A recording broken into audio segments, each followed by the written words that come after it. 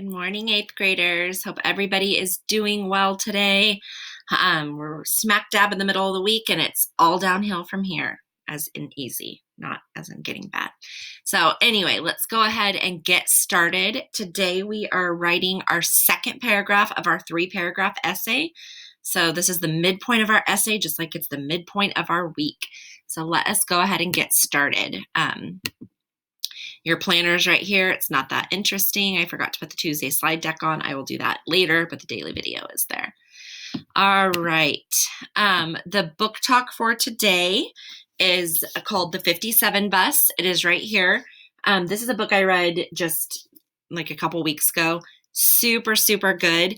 It's a true story that happened in Oakland about 7 years ago. I feel like it was 2013. And it's about a kid who... about 2 high school kids, really, and one is on their way home from school on the public bus, and they have fallen asleep on the bus. For some reason, the other person in the book decides he's playing with a lighter with his friends, and he lights the person's skirt on fire and ends up really injuring the person and giving them burns all over their body. So the person that he burnt was transgender. They were wearing a long skirt and they lit them on fire. And so it was charged as a hate crime, even though the boy who did it, I believe he was 15 when he did it. And he was just being dumb, but he also hurt another person really bad. So it just kind of alternates between the 2 different people, the effects that the actions had on their lives and what it says about us as people and stereotypes and prejudice and things like that. It's seriously really fast-paced. It was hard to put down. I had a few students read it last year who said the same thing. They really liked it. So if you are interested in this at all, I highly recommend it. And like I said, it's kind of local, Northern California, pretty recent, and a true story. So that's the 57 Bus. Highly, highly recommended. All right. Okay, so we're continuing on with our definition hero essay. What makes a hero? This is here for you to look over. Again, I've read it almost every day for the past 2 weeks, so I'm going to let you do that. This is what we did yesterday. So in this assignment, you will write a 3-paragraph essay with an introduction and a controlling thesis that leads to 2 paragraphs about people you believe to be heroes. Use the following information to help guide you in what needs to be in the paragraphs. So yesterday we did paragraph 1. We recognize that some of the parts of the first paragraph are the hook, the body of the paragraph, and the controlling thesis. So when you are writing your own paper and maybe revising it today, look through your first paragraph and make sure it has those 3 things. And then here was my example from yesterday. My controlling thesis is right here. It's highlighted. Again, this is not a great paragraph. It is not like exemplary writing. So I'm using it to show you how to do it, how to model writing, not as a standard of perfection. So please know that. All right, so today we are going to get into the body of our paragraph, of our essay, with our second paragraph. So we're going to give a first example of a hero.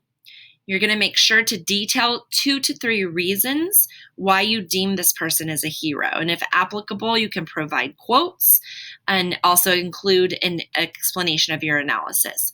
So if you're writing about a certain person, you might write something like from an article that discusses them or something they actually said. Okay, so you're going to put in the quotes like you do in the AOW. And don't forget the concluding sentence.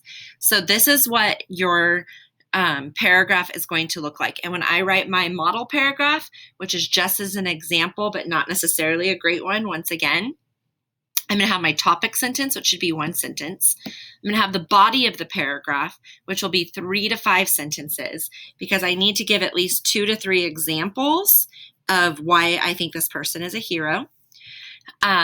And then you're going to have 1 sentence wrapping up the paragraph, and often that sentence transitions into the next paragraph. All right, so I'm just writing a few notes before I get to writing. Okay. All right, so I am going to, like I did yesterday, write a paragraph for you. So I'm going to start off with my topic sentence. I'm going to write that in red, just so you guys can see the differences. So yesterday, if we go back to my first paragraph, I wrote, heroes are simply people who make our world more safe and better every day. Two such groups of people are our firefighters and police officers. So since I listed firefighters first here, I am going to write about firefighters first here. Okay, so with a topic sentence, I'm going to write something like this. Hold on. Oops. Firefighters may, and why are you not typing? Firefighters may just look like ordinary people, but they are most certainly heroes. Okay, so that's my topic sentence. It introduces what I'm going to be talking about, basically, and introduces my paragraph. So firefighters may look like ordinary people, but they are most certainly heroes. Okay, so that's my topic sentence. Now everybody knows, if they just read that, they know what my paragraph's going to be about. Okay, then I'm going to go in and explain some of my reasons why. So now I'm going to change my font color. You are not going to change your font colors. I am only doing this so you can see the organization. Okay, your fonts should not be fancy. They should not be colorful. Okay, when it comes to a formal essay, it should be all written in black and follow all of the normal rules of an essay. Okay, so firefighters may look like ordinary people, but they are most certainly heroes. Okay. Firefighters risk their lives on a regular basis in different settings. They help to extinguish fires. They help accident victims. And they give aid to those who may be having a health emergency. My brother-in-law is a firefighter, so I might go to him and say, hey, like, what else do you guys do? I might get some more background information since I'm not a firefighter, obviously. And so just to help that part, like, I don't love the way that sounds. Like, having a health emergency sounds pretty ambiguous, but I know that he does do that sometimes. So I might go to him and ask him more about that. Okay, so that's actually that's two sentences. And I gave one example so far, or I talked about them risking their lives. So another thing, firefighters often make many personal sacrifices in order to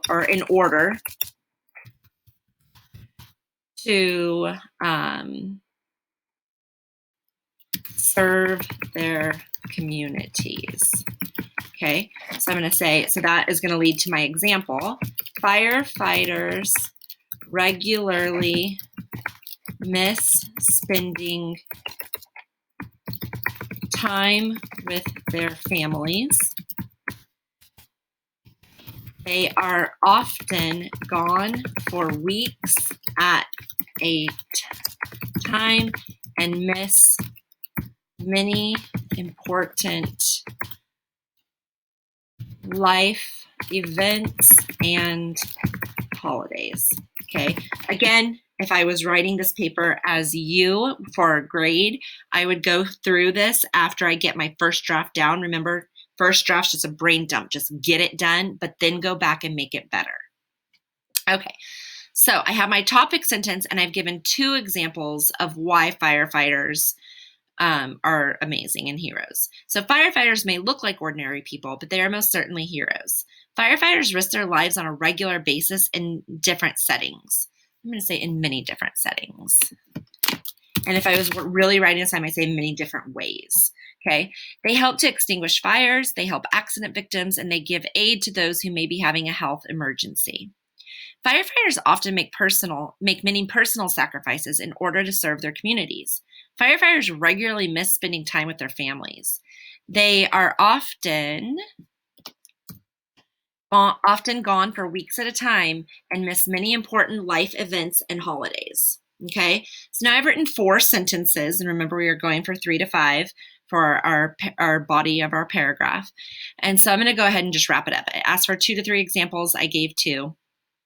And I don't want this to be the longest video of ever. Okay, so now I'm going to write my concluding sentence that may also segue and transition into my next paragraph. Okay, so I'm going to change my font color just so you can see the different parts of the essay. Again, you're not going to be doing that. Okay, so firefighters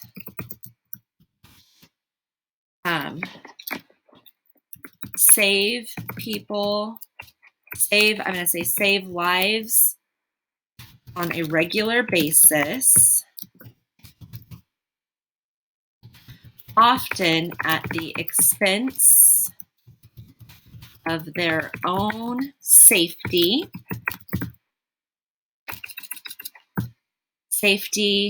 at the expense of their own safety and family and personal life.